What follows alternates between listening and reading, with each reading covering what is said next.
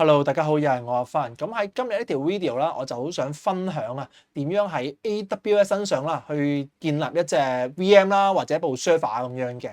咁啊，先申你先，我係冇受過任何正規嘅 AWS training 啊。咁啊，如果先你係啲咩 AWS 嘅 SAP 咧，有啲咩講錯，你喺樓下留言俾大家啦。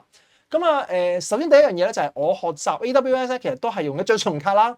跟住就自己喺佢嘅網站裏面篤下啦，咁啊或者都係睇 YouTube 咯，咁啊睇下啲人點樣去教，其實好多片噶嘛，咁啊一路就自己篤，咁啊一路就上網就睇下啦，咁樣咁就慢慢累積到少少嘢翻嚟嘅咁樣，咁啊我咧就從一個叫 network 嘅角度去學習一個 cloud 啦，好啦。咁啊，首先第一樣嘢啦，如果我想喺 AWS 身上我要建立啲嘢嘅話，其實我最簡單直接就係我第一個就係我想佢建立啲叫 EC2，簡單即係我想喺你見到我個場裏面有好多 VM 噶嘛，好多虛擬機噶嘛，我想將啲虛擬機上咗雲度，咁但係好重要啊，用雲未必係平嘅嚇，呢個概念要搞清楚，冇人講過用 cloud 一定係平嘅嚇，咁啊 anyway 啦，咁如果假設我想將一隻 VM 上咗 AWS 身上，咁我要做啲咩嘢咧？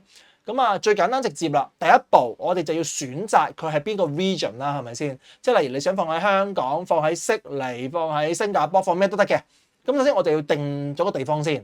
咁啊，舉個例子啦，我想將嗰樣嘢放咗喺新加坡，係啦，我 for some reason 啊，因為我想有啲流量、有啲 traffic，我想由新加坡出海咁樣得噶嘛。你香港你要整個咩商業登要有 fixed IP 又要整商業登記就要成啦咁樣。咁但係唔係，我喺 AWS 身我佢嚿嘢，我想將我屋企所流量指過去新加坡，由新加坡出區得唔得咧？as 你自己 private 嘅 VPN 得唔得咧？得㗎喎。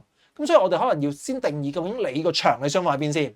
如果我放咗喺新加坡啦，咁第二點就做咩咧？就係其實喺 AWS 身上咧有一啲叫做 availability zone 啊，即係你可以想像，不如用香港做翻個例子會好啲啦。即係我放喺香港好啦，咁香港你啲 server 你想放喺新界、九龍定係香港度啫嘛？咁你可能成個新界如果斷電咁樣，咁你起碼由香港都可以頂住。咁佢啲叫 availability zone 咗嚟，即係你揀咗個大嘅 region 之後咧，你就選擇你選擇唔同嘅 zone。但係其實呢個都唔重要。咁啊，去到最重要點樣咧？就即係話我揀咗某個地區之後咧，我哋就開始建立我哋嘅 VPC，即係 Virtual Private Cloud 啦。簡單啲嚟講，就好似我而家呢個竇咁樣啦。即係例如我有隻 server，有啲 firewall 啲成，咁我要 create 個 network。所以對我嚟講，頭先講嗰一堆都係廢話嚟嘅，係啦，即係我係要揀個 region，跟住又揀個唔同咩新界、九龍、香港區咁樣，咁其實都係篤兩嘢嘅啫。翻喺我角度，我第一步我會點樣？就我要設計我個 VPC。咁例如我個 VPC 係一個 subnet 嚟嘅，係10.0.0.0/16啊，定係192.168.0.0/16定係點樣啦？咁呢度就係睇你自己點設計。好啦，咁啊假設我哋設計咗個 VPC 個大 subnet，即係10.0.0.0/16之後啊，下一步我哋要點樣做咧？就係我會做點樣咧？我就會設計 subnet 咯，即係我要話俾我自己聽，我喺呢一個竇裏面，我呢個竇裏面咧有啲咩 subnet嘅，例如我有啲係 DMSOM，有啲 WiFi，有啲 LAN-SOM。其實對我嚟講喺 cloud 上面嘅 VPC 係咁嘅概念，唔知係咪啊？咁我可能會設計幾個唔同 subnet 嘅，例如可能就 subnet A、subnet B、subnet C 咁樣。好啦，咁啊設計完咗 subnet 之後，咁啊下一步點樣咧？咁啊當然我就要 create 啲機啦。咁啊最直接俾錢我而家就，咁就俾錢就 subscribe 啲 pay as you go 嗰啲instance 咁樣啦。即係例如我要起一隻 Linux 機嘅，我要起一隻Windows 機嘅等等咁樣。咁但係呢度有少少地方要注意就係通常咧喺 AWS 身上咧，你 default 嗰啲開機咧，佢係俾淨係一個嘅 network interface card。嗱，正常嚟講冇乜所謂嘅，即係我劈一部 Windows server，得一隻腳出街 ，OK 嘅 fine 嘅。咁但係如果你想多少少 cloud 上面嘅 networking 咧，有機會咧你就要加多啲腳上去，即係例如加一張 network card，加一張 virtual 嘅 network card 啦，或者加第二張嘅 virtual network card 啦，俾佢去掂到唔同 subnet 啦，可能幫你中間做啲 routing 啦。咁呢度咧就會牽涉加腳，但係加腳咧嗱，如果大家有玩開 VMware 啊、Proxmox 啊、KVM 嗰啲，你覺得喂我加啲 virtual network 好簡單啫嘛，匿埋淨係加5張咪5張、10張10張咯。但係 AWS 實際唔係嘅，你要睇下你所揀選個 instant type， 即係例如咩兩個 CPU、4GB RAM、8GB RAM 嗰支 instant type 咧，係支援到幾多張 LAN 卡，即係唔係話你立亂加就加嘅，一啲可能支援到2張，最盡2張嘅啫。有啲可能會支援多少少，支援咗4張，咁呢個就係要考慮嘅嘢咯。咁然之後我考慮完咗，究竟我係要有一隻腳、2隻腳定係4隻腳嗰類之後啦，下一步我要做咩咧？就係考慮個 route，即係個 subnet，即係個 sorry，應該係嗰個叫 route table 啊。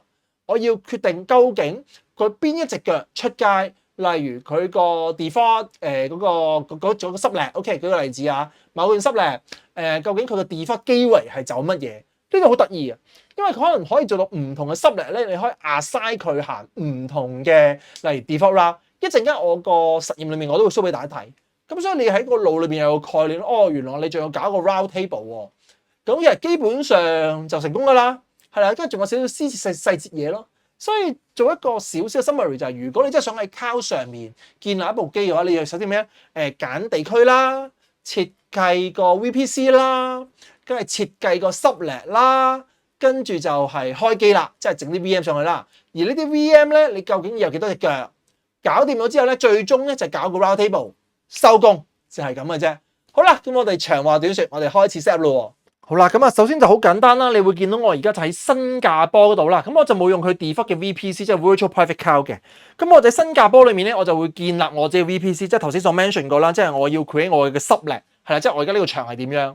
咁你見到我就揀選個 VPC 啦，然之後我就俾個名啦。咁我呢個名就叫 MyVPC 咁樣啦，係啦。咁啊 MyVPC，咁啊新加坡咁樣。咁然之後喺下面呢個位置啦，咁就入翻究竟我而家我想喺我呢個 VPC 底下咧，我個 subnet 係咩嘢？咁我就唔想交咁細啦，係啦，即係我想整大啲，係啦，即係10.0.0.0.16啊，即係一個 class B 係啦，跟住裏面有好多 class 我可以任用嘅，咁我就 create 大少少咯，係啦，咁啊下面呢啲你見到我都係 leave it as a default， 跟住咧我就可以撳 create VPC 噶啦。好啦，咁啊一旦當我 VPC create 成功之後啦，你會見到我就揀 subnet 啦，咁啊然之後就 create subnet 啦。咁呢度都係啦，話即係我呢一堆嘅 subnet啊，即係究竟係會放喺邊一個嘅 VPC 身上？咁啊 subnet 就係當然係 within 嗰個VPC 嗰個10.0.0.0/16啦。咁你見到啦，我呢度就揀新加坡嘅第一個叫 1A 個 DC 先啦。咁我就最大就10.0.0.0/16啦。咁我開始我個腦裡面構思咯喎。咁可能我有第一個 subnet 咧就係.1.0/24，咁即係一個嘅 class C subnet within 一個 class B。好啦，咁啊做完一個之後啦，咁我又再加埋第二個上去啦。好啦，咁啊第二個咧就係行 gateway load balancer 嘅咁樣。好啦，咁佢嘅 subnet係咩咧？就10.0.2.0/24。咁你見到我都係咁做噶啦，即係.1.0、.2.0、.3.0咁樣。咁啊每一個都係個 class C subnet 嘅，俾佢任用啲 IP， 反正啲 private IP 都唔使錢嘅。咁然之後我又create第三個啦，就叫 interconnect 啊，即係例如我想將兩段 subnet 連埋一齊。喺我個例子，我需要咁樣嘅，咁我就不如我又叫 intercon 咁樣啦，就10.0.3.0/24，OK，然之後就 create subnet。咁所以你會見到就一口氣咧，其實我已經咧就 create 咗個 VPC 啦，然之後喺 VPC 身上咧，我亦都 create 咗3個嘅唔同 subnet 喺度啦。好啦。咁啊 create 完咗之後啦，咁你見到啦，咁啊由於可能我會有啲叫 EC2， 你可以諗成 VM 啦，咁啲 VM 要出街噶嘛，咁其實你要知道啊，嗱你用 default AWS 咧，佢嗰啲 VPC 咧，佢本身有個叫 IGW 跟俾你嘅，但係我唔係啊嘛，我揦係嘢咁樣咧，我就自己 create 啦，咁我就需要自己 create 一個 object 咧，就係叫 Internet Gateway，我要自己 create 額外 create 喺呢一個嘅 VPC 身上。如果唔係咧，一旦你啲機放喺裏面咧，佢唔識得出街㗎，佢唔知揾咩人啊嘛。咁所以你見到咧，我就 create 一個叫做 IGW Internet Gateway。你匿埋隻眼，你可以諗成係啲 Internet Router 嘅嘢啦。你一定要 create 嘅。咁啊，然之後啦，咁啊去到呢一步，你見到我就開始 create 個 route table 啦。嗱，因為其實我本身我喺我心裏面知道咧就我有一段 subnet，咁啊嗰段 subnet 就係可能係10.0.1.0/24咧就要出街嘅。所以你會見到咧，我呢度純粹就係 create 一個叫 route table 先。咁啊，而呢個 route table 咧就係放喺呢個 VPC 身上。你見到嗱。本身咧個叫 local route 嘅，即係10.0.0.0/16咧，佢裡面咧就自己行啦。即係你諗成 internal 嘅一隻 router 嚟嘅。咁但係我而家想需要啲咩咧？就係我會做一個叫 subnet association， 即係話呢一段 subnet 啊，如果有一啲機喺呢個位置度，喺呢個叫10.0.1.0呢一個啊，10.0.1.0呢個 subnet 嘅話咧，你見唔見到就係呢度啦。咁啊10.0.1.0啦。我咧需要佢做啲咩嘢咧？就係如果我見到個 destination 係出 internet， 即係0.0.0/0咁樣啦，即係 any 嘅去 internet 咧，我咧就要佢走個 default gateway，因為只有你加呢一句上去嗱，如果你用佢先天嘅route table 咧，佢本身有嘅，但係由於我咧要自己 create 啊嘛，咁所以就如果有機係放喺10.0.1.0嘅咧，呢個 subnet class C 裏面咧，其實你見到佢走 default gateway 咧就可以走 IGW， 咁就可以出街噶啦。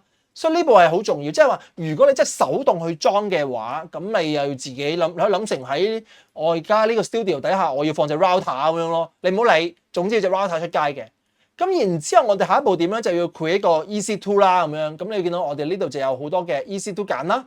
咁我就係 EC2 呢度，咁我就 instance 裏面啦，你嗰個開改去揀佢開機熄機啦。我唔係嘅，我而家就 create 咁樣。咁我就呢個就叫 create 個叫 my 叫 jump host 咁樣啦。咁我就會喺我呢個牆底下咧，我就會 create 一隻 window 機咁樣。咁啊碌低啲啦，咁啊然之後你可以揀唔同嘅 window 嘅 server 版本啦，2025啊、2022啊，我用2022嘅 base 啦。好啦，咁然之後呢個就係 T3 嘅 micro 啦，好細嘅咋，2個 vCPU、1GB RAM 咁樣。咁啊然之後咧呢度咧就要 set 翻個 key 啊，係啦，因為咧之後我哋要攞翻呢一隻 VM 個 username username 就係 administrator 啦，個 password 你要攞條 key 去 decrypt 嘅。咁所以我 assume 你之前就已經 create 咗，唔識嘅話自己去 YouTube 可以望下好多人講噶啦。咁反而就係呢一步啦，就叫 network setting。因為我好希望我而家呢一隻機呢隻 Windows 機會有兩隻腳，係啦，一隻腳就當然係接觸 internet 啦。咁啊，另外一隻腳就係同其他室嚟傾偈嘅。咁你會見到呢度可能有你就可以揀選翻呢隻腳係屬於邊一個 VPC，唔使問，一定係頭先我講嘅買 VPC 新加坡啦。咁然之後 subnet 佢係放喺個 gateway load balancer 度個 subnet 啊，定係 IGW 係啦 ，IGW 就係頭先我哋咪佢隻 router 嘅，總之佢直接出街行 IGW 啦。咁你會見到呢度啦。咁啊乜嘢係 security group？ 我哋就下一步再講啦。呢個 default security group 喺度噶啦，即係你當佢好似 Windows firewall 咁樣噶啦。咁然之後我喺呢一度咧就可以定義翻嗱，你可以自己 set 個 IP address 上去，人手 set，或者由個 system， 即係你而家 AWS 度嘛，佢 DHCP 整俾你咁樣。係咁啊，你要見到啦，我有兩隻腳啦，咁啊一隻腳咧就係放喺 IGW 度，咁啊另外一隻腳咧就叫 interconnect， 因為嚟緊我想佢同另外一隻機傾偈啊，係攞另外一隻腳傾偈。咁所以你見到 interconnect 嗰個咧就係 10.0.3.10 又唔 set， 但係記住喎。你唔好用咩點1、點2、點3可唔可以攞嚟用啊？點254、253嗰啲唔用得嘅喎，記得 AWS 有一啲 IP 嘅限制，頭尾嗰啲咧你唔可以用，因為佢 reserve 咗嘅。好啦，跟住咧你會見到將所有嘅咩 auto assign 嗰啲 IP 啊、public IP 全部都要 disable， 係因為如果你用佢 default 嗰個咧，佢當然就唔使問阿貴，就匿埋隻眼幫你刪晒所有嘢啦。咁因為我今日我係手動啊，即係手搓翻部機出嚟咧，我要加啲 customize， 即係整多幾隻腳咧，就一定要將個 IP disable 咗佢。咁所以你會見到嗱，我而家有啲叫 jump host 出咗嚟啦，係咪先？咁啊已經叫做有啲 running 啦。咁佢會有兩隻腳啦，咩 10.0.1.4、10.0.3.10 啦咁樣。咁啊記唔記得啊？點1.4即係頭先我哋嗰個係叫做咩 IGW 啊嘛。咁啊另外有第二隻機亦都 create 咗啦，即係說時遲那時快咁 create 咗，一模一樣嘅就你當我空出嚟咁樣。咁但係佢咧就鉗喺兩個唔同 subnet 喎，分別係點2.4同埋點3.11咁樣。咁我相信聰明嘅師兄都知道，我將會係 jump host 咧就會行點3個 subnet 就走入去點2嗰隻機裏面啦，係啦。咁啊明嘅就繼續睇埋落去啦，係啦。可能我做得唔好㗎，咁不過我就會用 network 概念，就喺一隻機裏面就跳，好似跳板機咁樣咧，就跳去另外一隻機裏面。好啦，咁啊接住落去當然就係買 IP 啦。咁你有個叫 elastic IP 啊，彈性 IP，即係你買粒 IP 落嚟咁樣。咁我買呢粒 IP 咧就喺新加坡度買嘅咁樣。咁我allocate有粒 IP 咪18.13925.233.94。咁呢粒就係我啱啱喺新加坡即係買翻嚟嘅 IP 啦。咁我將會攞呢一粒 IP 咧就連過去我個 jump host 裏面嘅。咁我就買咗啦。咁買咗得未咧？梗係未得啦，因為你乜 AWS 都唔係好醒啊嘛，佢都要你話俾佢聽呢一粒 IP 係放喺咩地方度嘅。咁所以我哋要 associate 翻呢一粒 elastic IP 咯，咁就去翻我哋之前嗰部機身上啦。咁你會見到呢度咧就我揀翻嗰張 ENI 啊，咩 elastic 嘅係咪叫 network interface，即係揀翻嗰隻腳。咁即係我而家出街，我睇好似咪有部機係咩 10.0.1.4 噶嘛，咁我呢一隻腳咧就會 map 咗呢粒 elastic IP 啦，係啦，咁啊冇問題噶啦。咁我就嚟緊咧，我就可以利用呢個咩18點乜乜乜咧，就去連過去我呢一隻嘅虛擬機身上。咁所以你會見到啦，呢一度咧，我有個叫 My Jump Host 啦。咁佢咧呢度你見到啦，佢已經有粒叫 Public IP 噶啦。咁我就可以攞呢一粒 Public IP 咧，就 Remote Access 即係 RDP 咁樣咧，就連過去我度啦。咁啊，你會見到啦，我呢度我就加佢上去先，跟住用翻個 Username Password Login 啦。咁我哋就 Remote Desktop 入翻去裡面啦。好啦，咁你見到我就能夠 remote desktop 咁就入咗去我喺新加坡嘅呢一隻機噶啦。咁啊，俾少少時間佢 load 一 load 先。好，咁啊，你會見到啦，佢有兩隻腳啦，咁啊，你叫咩10.0.1.4，跟住就10.0.1.1，另外一隻腳就10.0.3.10啊，10.0.3.1。嗱，其實大家係唔需要擔心，因為我當日學嗰陣時咧，我都覺得好 confused 㗎。吓？點解可以有兩個嘅 default gateway 嘅咩？咁唔係啲出嚟撞到阿媽都唔認得咁樣？其實咧就冇乜所謂嘅，因為我哋只要搞清楚咧，我哋邊一隻腳出街就得㗎啦。咁你見到我係利用10.0.1.4咁就去咯，因為你見到咩逢係點一啊，即係10.0.1.1、10.0.3.1，其實就係 AWS 佢裡面嘅一個 default router 嚟嘅。好啦，咁我哋之後咧就喺呢部 Jumphost 裏面咧就跳板去另外我真係想出即係要用嗰部機啦，係咪先？就係10.0.3.11啦。咁你見到我都係用緊 remote desktop 嘅形式，咁我就入去啦咁樣。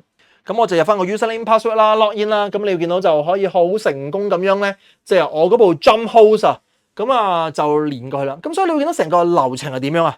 我係利用10.0.1個 subnet 接上互聯網 internet 㗎啦，即係 IGW。然之後呢部機裏面咧有個叫10.0.3.10，即係另外一隻腳仔咧，就攞呢隻腳咧連過去第二隻機嘅10.0.3度。咁啊，另外一隻10.0.3當然佢就出唔到 internet 㗎啦，不過唔緊要㗎噃，佢咧就純粹咧就俾我咁樣 remote desktop 入去嘅啫。好啦，咁啊，你會見到呢度就係我部機啦，咩10.0.2.4啦，咁啊佢另外隻腳10.0.3.11啦。好啦，咁啊你會見到啦，我而家呢部機就係10.0.3.11，我用個 IP config 啦。咁就可以俾大家見到啦，佢真係有兩隻腳㗎。咁啊一隻腳咧就10.0.2.4，咁啊嚟緊我會將佢咧就連過去嗰個叫Gateway Load Balancer 度。咁啊有興趣有機會再分享乜嘢叫 Gateway Load Balancer 啦，即係 cloud 上面啲 networking 嘅嘢。咁啊另外你見到我就利用10.0.3.11咧，就即係寫個叫 interconnect 嘅 interface 啦，就同我另一部 Jumphost 連接傾偈嘅。好啦，咁啊故事咧其實去到呢度，你其實都差唔多嘅，即係話喂，我純粹要 create 個 EC2 上網，其實 OK 嘅。咁啊，但係如果有興趣嘅，先你想睇埋我 create 埋個 Gateway Load Balancer都得嘅，因為我想做到兩樣嘢，就係我第一部機會利用互聯網連接佢，但係我第二部機出街就唔可以純粹經過互聯網，要經過一個 Zero Trust 嘅 network 先再俾佢出到街嘅。咁所以咧，你會見到我就需要 create 一個叫 endpoint 啊。即係好似頭先咁樣，你有冇印象啊？我係 create 一個 IGW 就純粹抌隻 router 落去，冇遮冇掩冇掩雞籠啫嘛。咁我而家咧就你可以諗成我 create 一個叫 endpoint，其實名嚟嘅啫。其實即係話咧，你可以諗成其實佢咧都係一個 IGW，不過佢係一個 Zero Trust 嘅 platform。咁啊有機會再分享點樣去 create 呢一個，即係呢一個叫做endpoint 呢個 Gateway Load Balancer 嘅 endpoint 點樣得嚟啦。咁但係你可以純粹喺而家呢個 moment，你想象話哦呢個 endpoint 係另外一個叫做 Internet Gateway。好似頭先我 Day One 頭先嗰部咁樣，不過咧佢而家呢一個咧係一個叫 Zero Trust 嘅一個 platform 嚟嘅，咁我哋可以將所有 traffic 咧就拱過去呢個 Zero Trust，只有我真正嗰部機係啦，先至可以行呢個 Zero Trust 嘅 platform。Jumphost internet 落去咪 internet 落去咯，俾人咬咪俾人咬咯，真正嗰部分咧就係經過 Zero Trust platform 走。咁所以你見到咧，我就喺度 create 咗個 endpoint 喺度。好啦，咁啊眼利嘅師兄都應該估到啦，哇！咁即係我點樣去逼嗰隻頭先講啊10.0.2.0期24呢部機去行一個 Zero Trust 嘅 platform 走嘛？即係唔係直接行 internet 嘅，行個 Zero Trust 嘅 cloud 嘅。咁其實我哋都係需要 create 一個 route table 去教翻 AWS 上面啲機咧去走啊。咁啊，我都喺度就 set 翻個route table 啦，咁我俾個名啦，就叫 My Zero Trust 嘅 route 啦。咁啊，然之後就揀某個 VPC 啦。嗱，先 create 一個 route table 先，然之後呢個 route table 將會係放喺邊段 subnet 啊？係10.0.2嗰段 subnet 啊嘛。點1.0咧就係俾人咬嘅，但係點2.0咧係自己都重要嘢嚟嘅。咁我咪放落點2.0咯。以及你見唔見到啊？呢個就0.0，即係嗰個叫 default route 咧。你見到啦，我就會行一個叫 Gateway Load Balancer endpoint，即係頭先 create 嗰個啊。即係呢一點就係我哋個 Zero Trust platform。咁啊，呢點點樣得嚟咧係另一個 story 嚟嘅，有機會再分享啊。咁所以你會見到我就 create 一個叫 endpoint，即係話喺呢段 subnet 底下。而家我未講咩 subnet 啦，因為我冇做 subnet association 啊嘛。咁我就喺呢即係逢係有段 subnet 用呢一個 route table 咧，佢所有 outgoing 咧都係要行呢一個 gateway endpoint。咁你見到我而家就加翻個 available 嘅 subnet 上去啦，就叫 my2 GWLB， 咁就得㗎啦。咁所以你會見到喺呢一個嘅例子，即係話翻俾佢聽，話翻俾個 cloud 聽，其實 cloud 真係好蠢嘅。你唔同佢講，佢唔知做乜嘢㗎嘛？你估真係意念咩？咁所以你會見到就係佢同佢講就10.0.2.0呢段 subnet。就將會行呢一個route table，而呢個 route table 嗰條 default route 0騎0係走乜嘢啊？佢0騎0咧就係走一個叫 Gateway Load Balancer endpoint。好啦，既然係咁，不如我就試一試俾大家睇喎。呢一部機佢嗰個 IP address 係啲咩嘢啦？咁好簡單，我都開翻個包晒，然之後就去翻 What is my IP 啦。咁你見到上面呢條 bar 咧，都依然 show 緊係10.0.31啦。咁你見到佢出到街啊，咁啊出到街係 Zscaler 啦，喺新加坡嘅數據中心。即係呢部機所有嘅流量，如果想出街，拼就集咗啦。咁但係佢想出街互聯網要做 filter 嘅時候咧，就要經咗 Zscaler 喺新加坡嗰個 cloud 呢個 Zero Trust Platform 先可以出到街嘅。好啦，今日條 video 去到呢度啦，咁啊希望可以分享到啦，點樣喺 AWS 身上，你有經驗嘅話，你本身已經係 AWS SAP 嘅，我有啲咩講錯咧，留下留言俾大家啊。咁啊，但係如果你冇經驗或者你想真係知道點樣喺個 cloud 上面起啲嘢，即係例如我可唔可以真係自己 build 一隻 VPN server 喺度？反正我都係俾錢嘅啦，我可唔可以自己 build 一隻咧咁樣？咁所以你會見到就用翻我頭先嘅方法咯，諗清諗楚，你想放喺邊個地區？咁啊，然之後你就要諗究竟你要係咩收嚟啦，跟住然之後咩 route 啦，甚至開 IGW 啦等等啦。咁不過我相信你行一轉應該就熟噶啦，唔係好複雜嘅啫其實。好啦 ，anyway 啦，咁啊，如果你有啲咩 comment 嘅話，麻煩你喺樓下留言俾大家啦。我哋下條短片見，拜拜。